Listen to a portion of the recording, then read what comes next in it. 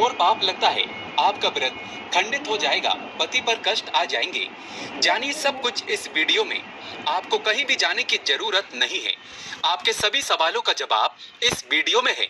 इसे अंत तक जरूर देखें, नहीं तो आप बाद में बहुत पछताएंगे।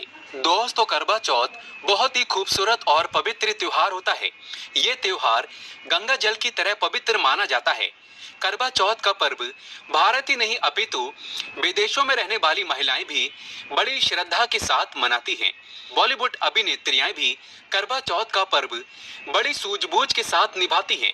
ये त्योहार ही नहीं होता बल्कि पति पत्नी के अटूट प्रेम रिश्ते को भी दर्शाता है। इसे खुशियों का और प्यार का महापर्व भी माना जाता है। कहते हैं ऐसा व्यक्ति किस्मत का बहुत बड़ा धनी होता है जिसकी पत्नी उसके लिए करवा चौथ का व्रत करती हो। करवा चौथ का व्रत पति की आयु को बढ़ाता है और दोनों के बीच में प्रेम संबंध मधुर होते हैं और 7 जन्मों तक का साथ प्राप्त हो जाता है। जो स्त्री सच्चे हृदय से अपने पति के लिए करवा चौथ का व्रत करती है तो उसे साक्षात देवी का रूप माना जाता है।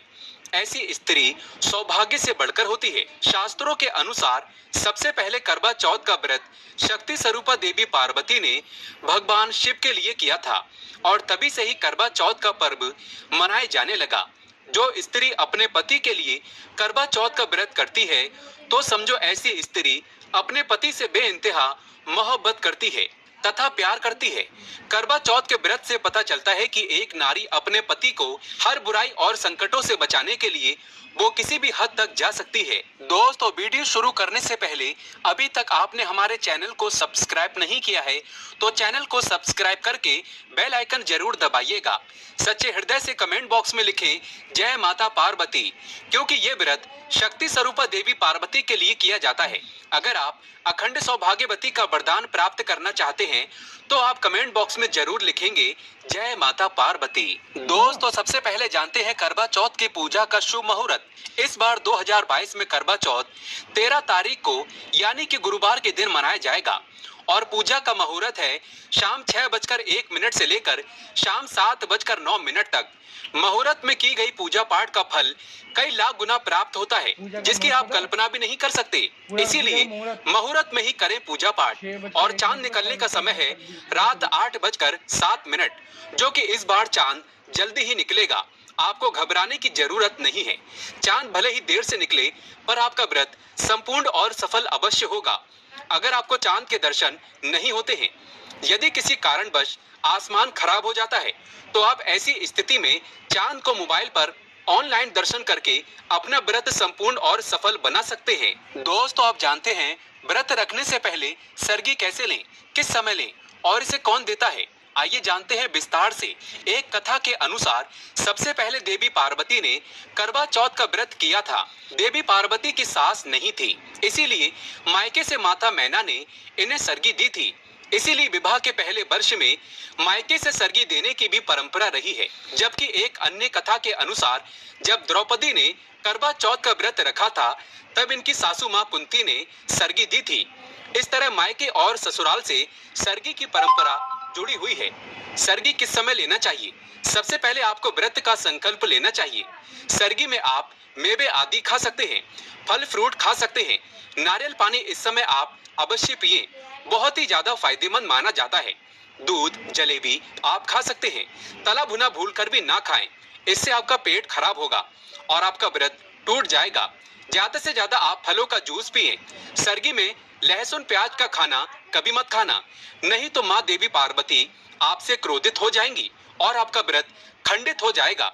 सरगी खाने का समय सूर्य उदय से पहले सरगी खा लेना चाहिए, यानी कि सुबह ब्रह्म मुहूर्त में 4 बजे के पहले जरूर खा लेना चाहिए, क्योंकि इसके बाद सूर्य उदय हो जाता है।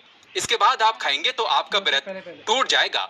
सरगी खाने से शक्ति मिलती है तथा बड़ों का आशीर्वाद मिलता है और आपका व्रत संपूर्ण और सफल होता है। दोस्तों, करवा चौथ पर खाने में ये चीज कभी नहीं बनाना चाहिए। माता के भोग में इन चीजों को कभी नहीं चढ़ाया जाता। करवा चौथ पर भूल कर भी लहसुन प्याज का खाना कभी नहीं खाना चाहिए।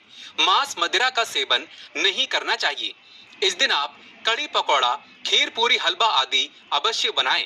आप चाहे तो आलू गोभी की सब्जी, केले की सब्जी, पनीर आदि बना सकते हैं, चावल भी बना सकते हैं। लेकिन माता रानी के लिए खास भोग में हलवा पूरी, खीर, छोले की सब्जी आदि बना सकते हैं। करवा चौथ पर अगर आपका पति मदिरा का सेवन करता है तो समझो आपका व्रत खंडित हो जाएगा, आपके पति की आयु घट जाएगी, चौथ माता क्रोधित हो जाएंगी। इसीलिए करवा चौथ का व्रत सूझबूझ के साथ रखा जाता है। इसमें कोई गलती ना करें। लहसुन प्याज का खाना तो कभी मत बनाना, क्योंकि ये भोग चौथ माता को लगता है। दोस्तों, आप जानते हैं करवा चौथ पर पुराने कपड़े पहने या नए कपड़े पहने, कपड़ा किस रंग का होना चाहिए? क्या घर में रखे कपड़े पहन सकते हैं? क्या शादी का जोड़ा पहन सकते हैं? आइए जानते हैं। अगर शास्त्रों की माने तो आपका जो शादी का जोड़ा है तो आप करवा चौथ पर उसे भी पहन सकते हैं। इसमें समस्त देवी देवताओं का आशीर्वाद होता है। इसे पहनने से चौथ माता अति प्रसन्न होती है।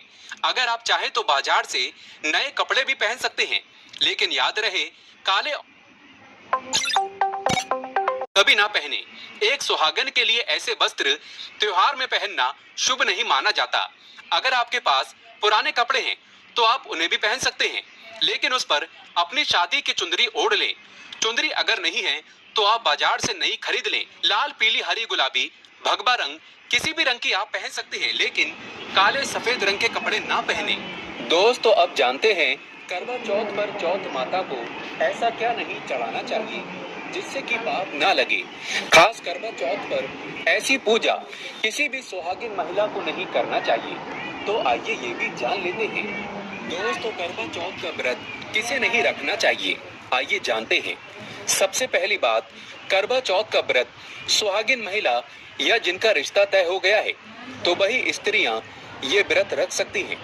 अगर जो महिला अपने पति से लड़ती झगड़ती है तथा नफरत करती है तो उसे ये व्रत नहीं रखना चाहिए, क्योंकि ये त्योहार प्यार का है, नफरत का नहीं। इसीलिए पति पत्नी में प्यार होना बहुत जरूरी है। करवा चौथ के व्रत में इस बात का ख्याल होना चाहिए कि स्त्रियां काले और सफेद रंग के कपड़े कतई ना पहने। सफेद रंग विधवा होने का रूप माना गया है और काला रंग शनि का प्रतीक है। इसीलिए धार्मिक में काले कपड़े नहीं पहनते। दोस्तों, करवा चौथ का व्रत तब तक रखा जाता है जब तक चांद ना निकल जाए। शास्त्रों के अनुसार माना जाता है कि पत्नी अगर बीमार है तो उसकी जगह पति ये व्रत रख सकता है। और वहीं किसी महिला को अगर मासिक धर्म आ जाए तो वो महिला पूजा पाठ में तो शामिल हो सकती है, लेकिन ईश्वर की प्रतिमा को छू नहीं सकती। वो घर में किसी और से पूजा पाठ करवा सकती है। आप चाहे तो अपने पति से भी पूजा करवा सकते हैं। ऐसे में आप कथा भी सुन सकते हैं, लेकिन भगवान की प्रतिमा को स्पर्श न करें। आप व्रत का पालन वैसे ही करें जैसे आप करते चले आ रहे हैं, परंतु ईश्वर की प्रतिमा को स्पर्श न करें। मासिक धर्म में व्रत रखने की कतई मनाही नहीं है, या आप मासिक धर्म को रोकने के लिए मेडिसिन भी खा सकते हैं, जिससे आपको इस समस्या से छुटकारा मिल सकता है। दोस्तों, वहीं गर्भवती महिला भी करवा चौथ का व्रत रख सकती है, लेकिन डॉक्टर की राय अवश्य ले लें। दोस्तों, पति की निशानी जो मंगलसूत्र होता है उसे स्वयं आप ही खरीदें या अपने पति से ले लें। दूसरी महिला का मंगलसूत्र इस्तेमाल ना करें, इससे पति पर संकट आ सकते हैं। चौथ माता अर्थात माता पार्वती को प्रसन्न करने के लिए जितना ज्यादा हो सके मांग में संपूर्ण सिंदूर भरना चाहिए। माता रानी को सिंदूर से सजी सबरी महिला बहुत अच्छी लगती है और देती है सौभाग्यशाली होने का वरदान, क्योंकि सिंदूर और मंगलसूत्र मां पार्वती से संबंधित है। कम से कम करवा चौथ पर मांग में भरपूर मात्रा में सिंदूर लगाना चाहिए और मंगलसूत्र हर हाल में गले में होना चाहिए। दोस्तों, चौथ माता को क्या ना चढ़ाएं। जब आप करवा चौथ की पूजा का सामान खरीदे तो याद रहे सीखे या तीलियां टूटी हुई नहीं होना चाहिए, जो कि हम दिखा रहे हैं। इन सीखों की संख्या 7 भी हो सकती है और कुछ लोग 8 भी इस्तेमाल करते हैं। वहीं जब आप बाजार से टोटी नुमा माटी का करवा खरीदे तो देख लें करवा चटका हुआ नहीं होना चाहिए। टूटा तथा चटका करवा माता को चढ़ाने से व्रत टूट जाता है, क्योंकि चटका हुआ करवा खंडित माना गया है। माता को जब आप श्रृंगार का सामान चढ़ाएं तो नया ही चढ़ाएं। ध्यान से देखें, चूड़ियां टूटी हुई नहीं होना चाहिए। आप भी टूटी तथा चटकी चूड़ियां ना पहने। करवा चौथ में छलनी का बहुत बड़ा योगदान है। इसके बगैर आप कभी भी करवा चौथ की पूजा कर ही नहीं सकते, क्योंकि इससे चांद को देखा जाता है। छलनी टूटी हुई नहीं होना चाहिए। आप चाहे तो पुरानी करवा चौथ की छलनी इस्तेमाल कर सकते हैं या आप बाजार से भी ला सकते हैं। दोस्तों, माता को जब आप भोग लगाएं तो फलों में 5 रंग के फल होना चाहिए और मिठाइयाँ भी 5 रंग की होना चाहिए। बड़ा ही शुभ माना गया है।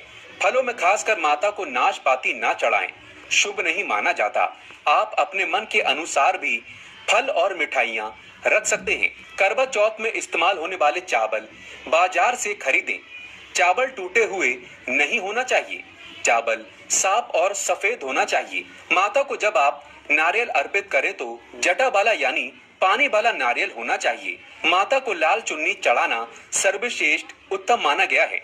करवा चौथ की पूजा के आसपास झाड़ू पोछा नहीं होना चाहिए और वहां से जूते चप्पल भी दूर हटा दें, पाप लगता है। करवा चौथ की पूजा के आसपास झाड़ू पोछा नहीं होना चाहिए और वहां से जूते चप्पल भी दूर हटा दें, पाप लगता है, व्रत टूट जाता है। चौथ माता भी ऐसी पूजा में शामिल नहीं होती। करवा चौथ की पूजा में चौथ माता की चौकी लाल कपड़े से लगाना चाहिए।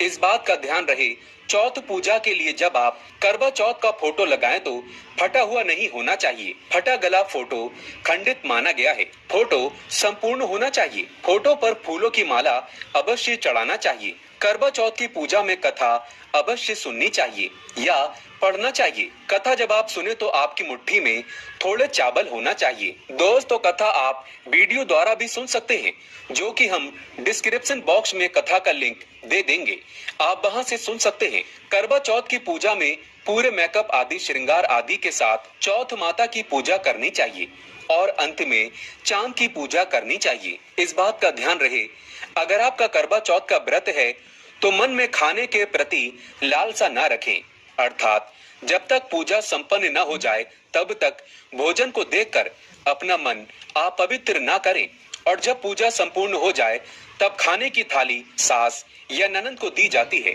साथ में थाली में दक्षिणा भी डालें और आशीर्वाद लेना ना भूलें। अंत में पति के साथ भोजन ग्रहण अवश्य करें।